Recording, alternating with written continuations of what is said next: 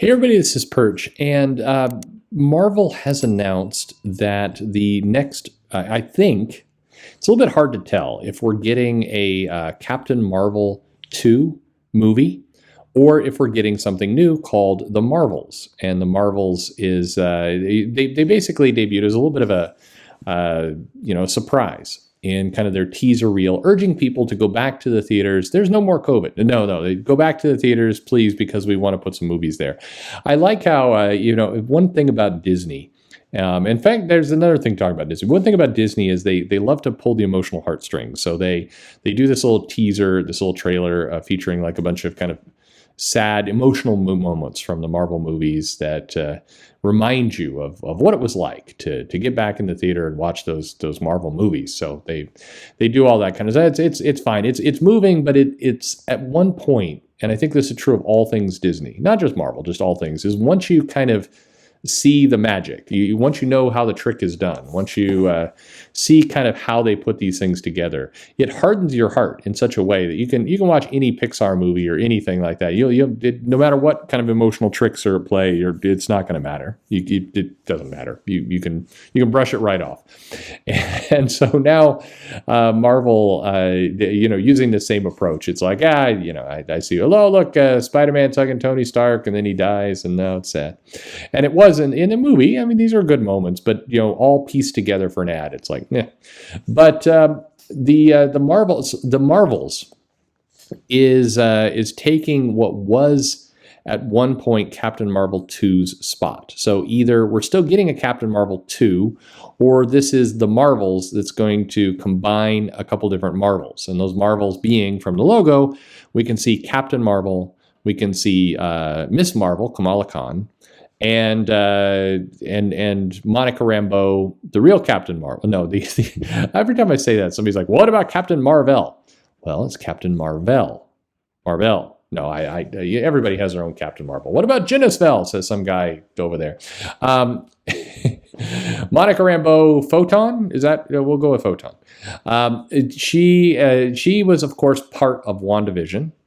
And Miss Marvel is getting ready to debut on Disney Plus, and they're clearly putting some money into kind of building up that character. And Captain Marvel, of course, is Captain Marvel. I think this is a good move in general to kind of combine them all. I'm not just saying that because I happen to like Monica Rambeau. I think that that's the more interesting character to me. But I think that in terms of maybe trying to work around some of the, like, what do you do with Captain Marvel, meaning the Carol version? In the MCU, they built Captain Marvel up to be pretty, undefeated, indestructible. She, in her own movie, her weakness was in kind of learning her powers. Once she had that down, she could do anything. I mean, she blew up ships and did, like, no problem. I'm going to fly around space, just solve problems. And so you've got to figure out a good threat to actually, do otherwise, she just can show up and do anything. She showed up at Avengers Endgame, and I mean, they pretty much did whatever she wanted in that movie. And so bringing in a Kamala Khan, bringing in a Monica Rambeau, who in theory is learning her powers, is a way for them to kind of make the movie more interesting, bring some other people into the mix. That makes sense. Got it. All that goes. But I'm noticing some very salty people who are like, hey, wait a minute. When you talk about the Marvels or the Marvel family, that means Shazam. That means the other real Captain Marvel. That means Billy Batson. That means that family. And at first I was like, you're being ridiculous. I mean, these are different things, and people haven't, the Marvel kind of stole that away some time ago because DC didn't hold it and all the rest. But it started to make me wonder because they are over at WB, they are trying to get the Shazam thing off the ground, and that movie did reasonably well, and they did introduce this concept of the Marvel family there. And here you're getting the Marvels, and undoubtedly there's a 100% chance, if it is truly kind of the Monica plus Kamala plus Carol, they're going to want to call this a family. They're going to call this a loose team. It is going to be interesting to watch these two things come together. And so I can't help but believe that there is a little bit of continued dickery on the part But again, I know this will offend, it probably piss off a bunch of people from DC. I mean, they did lose that, that trademark. You could have kind of taken it more.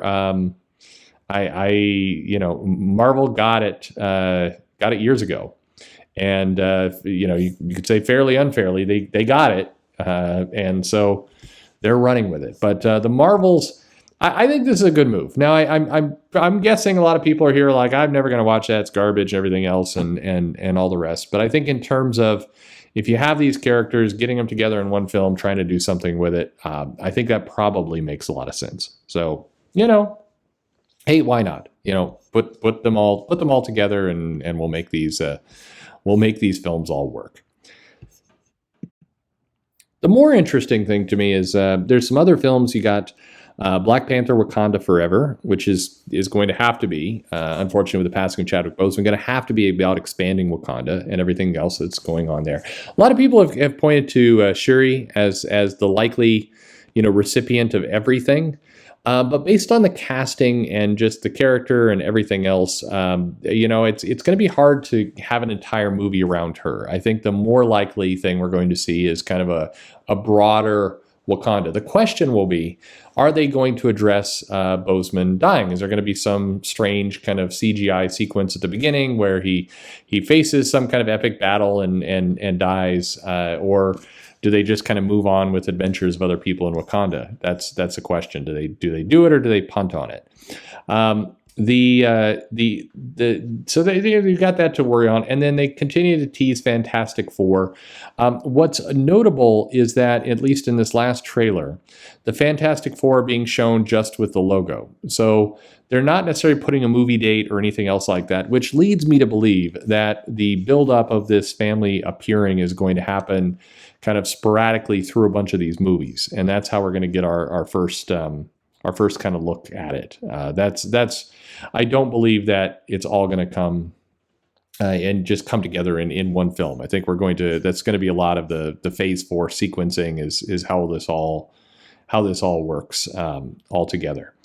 It is the MCU continues to be in an interesting place, but if you look at the next 2 years, you have a pretty packed, almost ridiculous level of films. You've got 4 films this year, and keep in mind, 4 films this year starting in July. So in the back 6 months of the year, you're getting Black Widow, Shang-Chi, Eternals, and the Spider-Man 3 No Way Home film, which is in theory the final film of the trilogy, assuming they don't come to more money deals with Old Holland.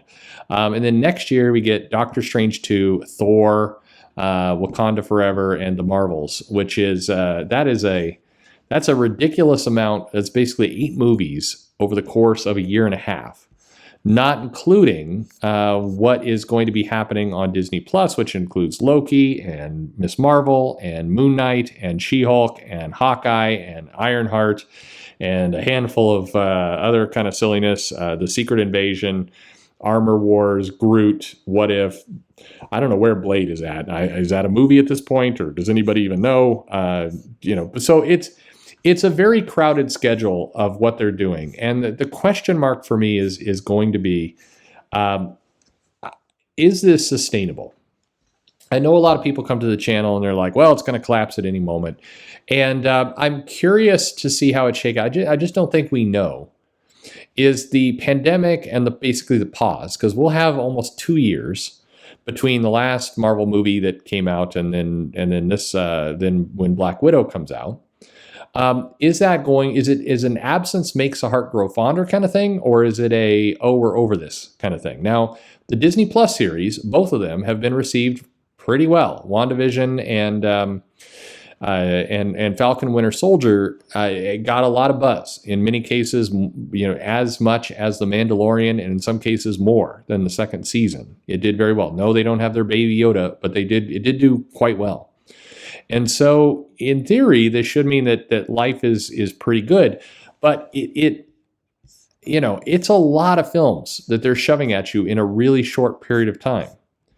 And yeah, I don't know that all this holds up terribly well. When all is said, now, I'm glad for them for trying. I'm curious with what they do with all this other stuff, but it's a lot of movies. It's at some point, they've got to figure out their breakout character. In the first couple phases, that was Robert Downey Jr. was the kind of breakout character in the thread that made it all work. Who is that in this next version? They're going to be trying a bunch of things, but it's going to be really interesting to see who actually sticks that landing. I don't know. That's the MCU for what it's worth. Are you in or are you out? Is this too much? Is it not enough? What do you think about all this? It's important as comic fans. We have to start paying attention to some of this stuff because it is going to impact you. This massive rush of movies is going to be in some form or fashion where the comics are going to align.